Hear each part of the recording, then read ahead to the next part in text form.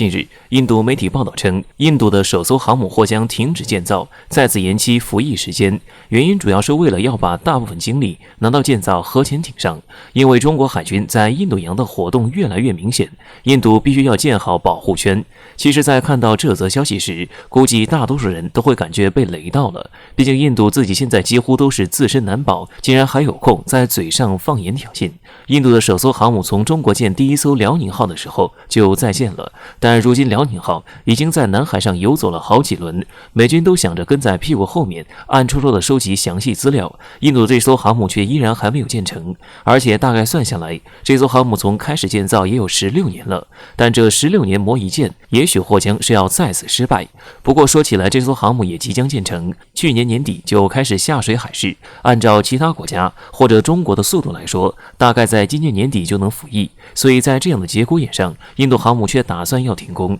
去建造那6艘打算针对中国的核动力潜艇，这是看不上常规动力航母吗？还是这艘航母真的有什么难以磨灭的问题？自从中国率先发展起来以后，印度就开始和中国学，也开始走上了自己研制的路子。这些鼓吹印度制造的话，起码也有1箩筐了。但是如今一艘航母造了这么多年都没造好，甚至随便扯几个棋子来做理由要停工，想来必然因为这艘航母看似是完工的，但其实粗制滥造，很多能力很可能还比不上一些大型两栖攻击舰。话说回来，印度在核动力潜艇的建造能力也不咋样，现在使用的核潜艇还是采购自俄罗斯，所以相当于印度现在又要重新动工去建造一个大家伙了。虽然此前印度一直有建造核潜艇的基础，但那些几乎都是失败的基础，想要成功建造出一艘核潜艇，无异于再建一艘印度的首艘国产航母。而且按照印媒自己说的，这几艘核潜艇目前依然还停留在纸面上，就连开工制造都还没有。所以印度这次建造核动力潜艇，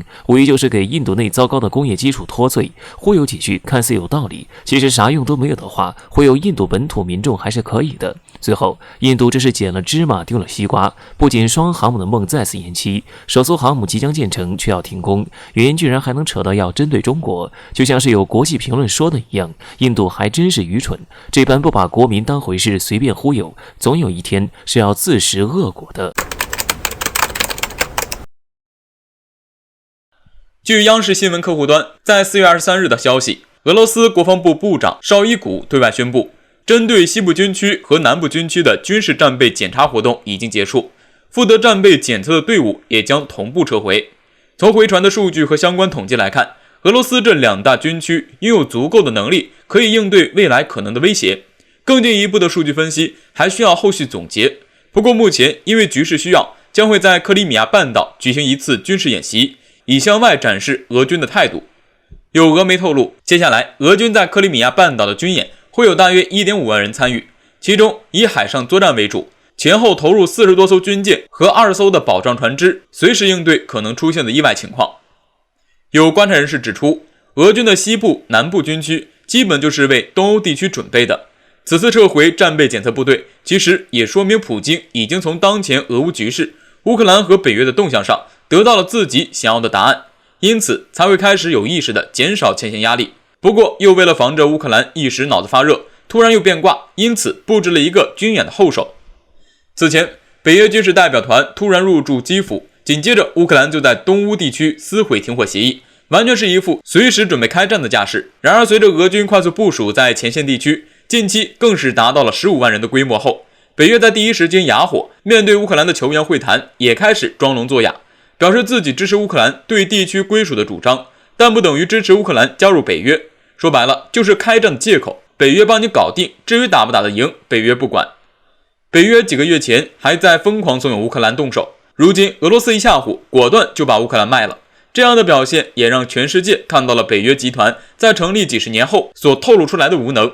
分析认为，目前俄乌局势因为乌克兰的服软出现了好转信号，尽管在谈判的地点上双方还存在分歧，但至少乌克兰已经认识到了自己此前的挑衅根本毫无意义，甚至会给自己带来巨大麻烦。这一点或许对未来的俄乌关系中起到一定稳定局面的影响。